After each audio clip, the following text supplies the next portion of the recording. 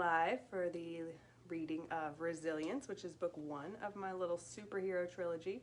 I'm going to do book 2 right after because they're both out, and intermission will follow, which is the third and the final.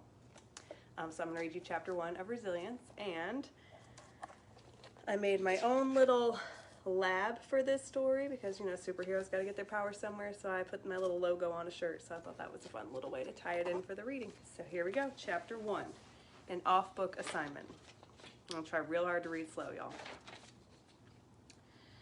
Rose Carano was a private investigator for a large law firm in Nashville, Tennessee. She worked directly under Benjamin Walters, one of the firm's named partners. Rose could tell Mr. Walters had bigger dreams for himself than being a lawyer, but she wasn't quite sure what those dreams entailed. "Rose, can you come here for a moment?" she heard Benjamin's familiar voice calling her from inside of his office.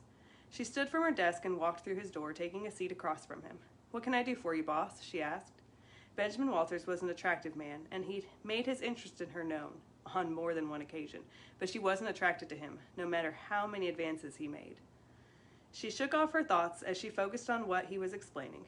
"I've finally discovered the secret identity of Omega," he began. "His name is Dr. J. Allen, and he is the head researcher at Brentwood Laboratories. I need you to go there and steal some of the compound he's created to give himself super strength," he finished, his eyes twinkling with delight like a child on Christmas morning. She nodded. "I'm on it, and I'm assuming you'd like me to do this tonight?" she questioned, though she already knew the answer. His lips curled into a large smile. "You know me so well. I'd like you to have the sample for me by tomorrow morning." "I'll see you tomorrow," Rose replied as she stood from her seat and left the office to make her trip over to Brentwood Labs. See? Brentwood Labs. You can't read it, sorry. Rose drove to the lab and waited until night fell before she made her way inside. She picked the lock with ease and slipped inside, starting her search for the chemical compound her boss was after. She walked through the long halls until she stumbled on a room filled with different vials and test tubes containing God knows what. She entered the room and started looking for something labeled super strength, as if it would be that easy.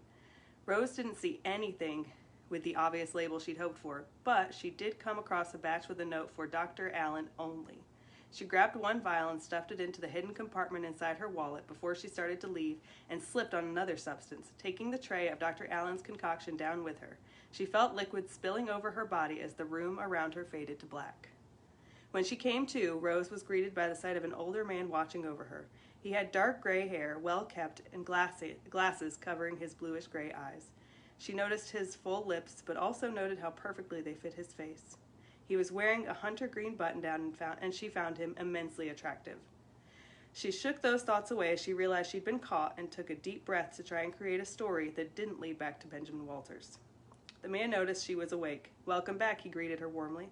"I'm Dr. J. Allen, and I'd very much like to know what you were doing in my lab," he questioned, without even asking, but demanding. He went on to add, "You suffered a nasty concussion from your fall, so I hope it was worth it." Rose tried to sit up, but he gestured for her to continue laying back. She took a deep breath. "I'm an investigative reporter," she began her lie, "and I've been looking into the secret identity of Omega. My leads brought me here. I was looking for you," she pretended to confess as she started to feel the pain in her head throbbing. Dr. Allen laughed to himself as he responded, "I'm an old man, so I'm hardly the hero saving people around Nashville. If you're feeling up to it, you may leave," he shared to her surprise. "You're not going to turn me into the police?" Rose asked as she sat up to gather her things. Dr. Allen shook his head. "I have much more important things to deal with than a trespasser. I'm assuming you can find your way out," he added, with a hint of snark. She nodded as she left the lab and raced back to work to drop off the hidden vial before she headed home for the night. That is the end of chapter 1 of Resilience. And I'm going to do a quick costume change and come back for Disturbance, which is the sequel. So kind of like spoilers a little bit. Maybe read this one before you watch the next video. So don't log on unless you've read it or you don't care about spoilers like me. All right, see you in a few minutes. Bye.